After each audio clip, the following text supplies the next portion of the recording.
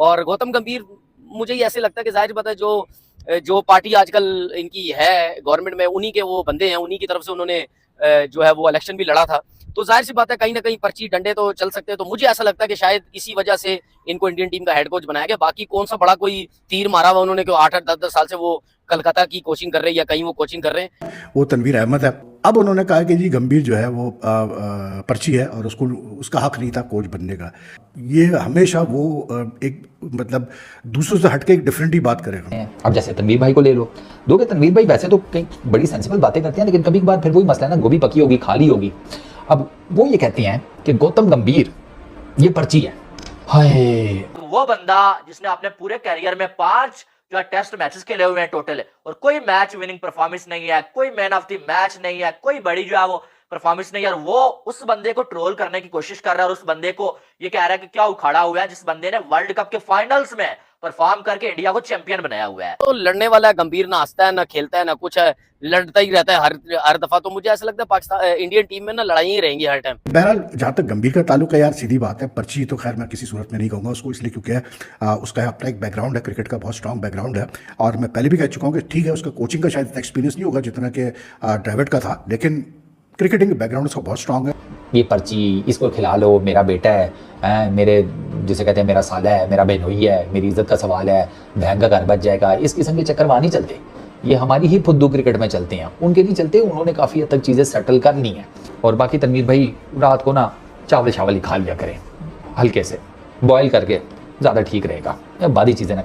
मैं ये समझता हूँ कि वीवीएल लक्ष्मण को पाकिस्तान इंडियन टीम का हेड कोच होना चाहिए था, क्योंकि जाहिर सी बात है वो बी टीम के साथ काफी टाइम से वो हेड कोच थे।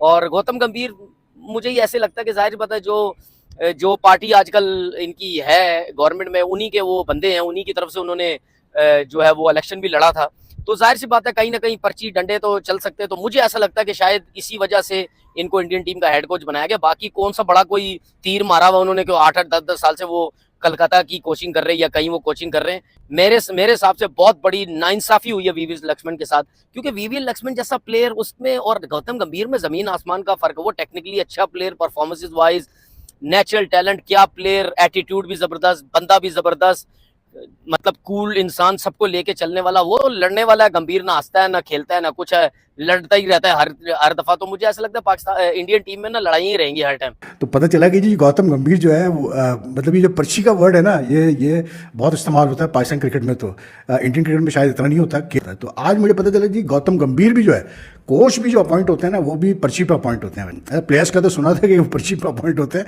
लेकिन कोच भी जो है वो पर्ची पे अपॉइंट होते हैं। और उसकी वजह ये है, बकौल हमारे फॉर्मर टेस्ट क्रिकेटर के कैसे बोलते हैं अपना वीवीएस लक्ष्मण को जो है कोच होना चाहिए था ड्राविड के बाद, इसलिए क्योंकि वो एनसीए में काम करते रहे वगैरह करके।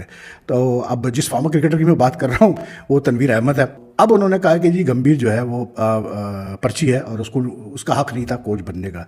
ये हमेशा वो एक मतलब दूसरों से हटके एक डिफरेंट ही बात करेगा। I think it's more for the views, it's more for the fact that he knows कि वो जितनी कॉन्ट्रोवर्शियल बात करेगा उतना ज़्यादा वो, आजकल तो आपको पता है सोशल मीडिया का ज़माना है, तो यही बिकता है भाई, जितनी आप ज़्यादा मसालेदार बात करें तो वही बिकती है। और आई थिंक गंभीर और टेंगू का पहले भी आमना सामना भी हुआ था किसी चैनल पे, तो उसमें भी बड़ा गर्मा गर्मी हुई थी, ओवर कोहली के ऊपर कुछ कह दिया था अपना कैसे बोलते टैंगो ने। बहरहाल जहाँ तक गंभीर का ताल्लुक है यार, सीधी बात है, पर्ची तो खैर मैं किसी सूरत में नहीं कहूँगा उसको, इसलिए क्योंकि उसका अपना एक बैकग्राउंड है, क्रिकेट का बहुत स्ट्रॉन्ग बैकग्राउंड है। और मैं पहले भी कह चुका हूँ कि ठीक है उसका कोचिंग का शायद इतना एक्सपीरियंस नहीं होगा जितना कि ड्राविड का था, लेकिन क्रिकेटिंग बैकग्राउंड उसका बहुत स्ट्रॉन्ग है। प्लस उसने जिस तरह से आईपीएल में केकेआर के साथ काम किया है, उसके लखनऊ सुपर जायंट्स के साथ काम किया है, he was a very strong contender. And I think के बिकॉज द बीसीसीआई बिलीव्स के लोकल कोच ही होने चाहिए, तो ये एक अच्छी चीज़ है बीसीसीआई की कि वो लोकल कोचेस पे ही ज़्यादा जोर दे रहे हैं। लेकिन बहरहाल यार ये चीज़ें चलती रहेंगी, तनवीर बोलता रहेगा और भी फॉर्मर प्लेयर्स बोलते रहेंगे, इसलिए क्योंकि ट्रैक्शन मिलता है। अब लेकिन बहरहाल पर्ची तो नहीं है, और अगर हम अभी जीटीवी में अगर मैं होता तो ज़रूर मैं तनवीर टेंगो को सामने बिठाता और इस पर हम डिबेट करते हैं कि भाई कैसे आप कह रहे हैं कि जी गंभीर जो है वो पर्ची है। लेकिन अब जैसे तनवीर भाई को ले लो, दोगे तनवीर भाई वैसे तो कई बड़ी सेंसिबल बातें करते हैं, लेकिन कभी कभार फिर वही मसला है ना, गोभी पकी होगी खाली होगी। अब वो ये कहती हैं कि गौतम गंभीर ये पर्ची है। हाय, पर्ची क्या होता है? पर्ची बेसिकली यार हमारी क्रिकेट की टर्म में तो उस बंदे को कहते हैं कि जिसके पास ना टैलेंट होता है, ना स्किल होता है, ना मुंह मत्था होता है, क्रिकेट का उसको काफ भी नहीं पता होता, लेकिन वो सिलेक्ट हो जाता है। तो वो ये कहते हैं कि गौतम गंभीर एज ए हेड कोच पर्ची है। उनको ये लगता है कि वीवीएस लक्ष्मण जो है उसकी जगह बनती थी इंडियन क्रिकेट टीम के एज ए हेड कोच की। अब मैं तनवीर भाई को ना सैर कराता हूँ थोड़ी सी पीछे की। यार तनवीर भाई, अगर आपको याद हो, वीवीएस लक्ष्मण, इसमें कोई शक नहीं है कि वो एनसीए के हेड हैं। जब राहुल द्रविड़ और उनकी जो टीम थी वो जब रेस्ट किया करती थी तो वीवीएस लक्ष्मण ही as a interim head coach बनते थे टीम इंडिया के लिए। वीवीएस लक्ष्मण से दो खबरें हैं। एक तो ये कि वो खुद ही कुछ ज़्यादा इंटरेस्टेड नहीं थे हेड कोच की पोजीशन लेने के लिए, हेड कोच का रोल लेने के लिए। दूसरा खबर एक ये भी है कि उनका भी इंटरव्यू किया गया था, लेकिन उनका इंटरव्यू शायद इतना ज़्यादा इंप्रेसिव नहीं होगा जितना गौतम गंभीर का हुआ। क्योंकि मैं आपको ये बताऊं कि गौतम गंभीर को परसू किया गया था। गौतम गंभीर ने ये नौकरी परसू नहीं की। गौतम गंभीर का बिल्कुल सेट चल रहा था। वो इस नौकरी से जितने पैसे मिलने हैं उससे डबल पैसे केकेआर की मेंटोरशिप से कमा रहा था। उसका भाई सेटल चल रहा था। वो आया मेंटोरशिप में केकेआर की, उससे पहले वो लखनऊ सुपर जायंट्स के साथ मेंटोरशिप कर रहा था उनकी। वो वहां से छोड़कर केकेआर में आया और आते साथ ही उसने आईपीएल भी जितवा दी, वरना केकेआर वाले तो आईपीएल नहीं जीत पा रहे थे। गौतम गंभीर ही केकेआर का वो कप्तान है जिसके टेन्योर में केकेआर 2 मरतबा आईपीएल जीती, उसके बाद कभी नहीं जीती थी। अब वो तीसरी मरतबा मेंटोर के तौर पर आया तो उसने आकर जितवा दिया। ये तो दुनिया जानती है। श्रेयास अय्यर ने कप तो उठाया, लेकिन उस कप को उठाने में श्रेयास अय्यर के पीछे और कप के पीछे जो बंदा खड़ा था वो गौतम गंभीर है। ये हर किसी को पता है। गौतम गंभीर ने तो अप्लाई नहीं किया था, ये तो बीसीसीआई वाले ड्यूरिंग आईपीएल गौतम गंभीर के पास पहुंच गए थे कि गुरु आ जाओ एज ए हेड कोच। अब बीसीसीआई वालों ने कुछ ना कुछ तो देखा होगा, क्योंकि देखें उधर ना इतना जिसे कहते हैं पैड़ा काम नहीं होता कि भाई आप आउट ऑफ नो वेयर एक बंदे को हेड कोच लगा दें कि जी ये पर्ची है। अब इस लेवल की जो जॉब है ना उसकी पर्ची पर सीधा सीधा मोदी जी की तरफ से आए तो आए। उससे नीचे के लेवल पर वो खुद अच्छा खासा सेटअप चलाकर बैठे हुए हैं, सिस्टम उनका रनिंग में है, वो इस किस्म की चीज़ें नहीं करते। ये पर्ची, इसको खिला लो, मेरा बेटा है, मेरे जिसे कहते हैं मेरा साला है, मेरा बहनोई है, मेरी इज्जत का सवाल है, बहन का घर बच जाएगा, इस किस्म के चक्कर वहाँ नहीं चलते। ये हमारी ही फुद्दू क्रिकेट में चलते हैं, उनके नहीं चलते। उन्होंने काफ़ी हद तक चीज़ें सेटल कर ली हैं। और बाकी तनवीर भाई रात को ना चावल ही खा लिया करें, हल्के से बॉयल करके, ज़्यादा ठीक रहेगा। बादी चीज़ें ना खाया करें। तनवीर अहमद साहब का ये कहना है कि गौतम गंभीर एक पर्ची कोच है।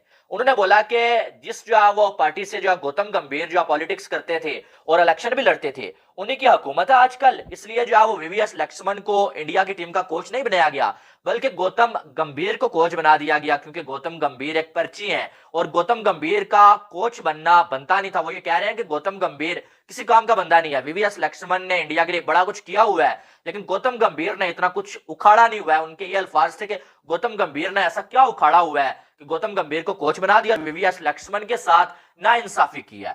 जो है वो तनवीर अहमद ने ये बोला कि गौतम गंभीर जो है वो लड़ाकू सा बंदा है, हर किसी के साथ लड़ता रहता है, ना वो हंसता है, हमेशा मूड में रहता है, और वो जो खिलाड़ियों के साथ लड़ेगा और ड्रेसिंग रूम में आपके लड़ाइयां ही होती रहेंगी। अब तनवीर अहमद शायद भूल गए कि वर्ल्ड कप में गौतम गंभीर की परफॉर्मेंसेस क्या थी। वो भूल गए कि वर्ल्ड कप जितवाने में गौतम गंभीर का कितना बड़ा रोल था। एक वो बंदा जिसने अपने पूरे कैरियर में 5 जो टेस्ट मैचेस खेले हुए हैं टोटल, और कोई मैच विनिंग परफॉर्मेंस नहीं है, कोई मैन ऑफ द मैच नहीं है, कोई बड़ी जो है वो परफॉर्मेंस नहीं है। और वो उस बंदे को ट्रोल करने की कोशिश कर रहा है और उस बंदे को ये कह रहा है कि क्या उखाड़ा हुआ है, जिस बंदे ने वर्ल्ड कप के फाइनल्स में परफॉर्म करके इंडिया को चैंपियन बनाया हुआ है। इंडिया के साथ कोई रिलेशन नहीं होना चाहिए अगर इंडिया खेलने नहीं आता। और आज ये जो है $1-2 के लिए फिर इंडिया की क्रिकेट पे बात कर रहे हैं और जो गौतम गंभीर के हवाले से बात कर रहे हैं कि गौतम गंभीर को जो कोच नहीं होना चाहिए था। यानी कि हद नहीं हो गई है यार।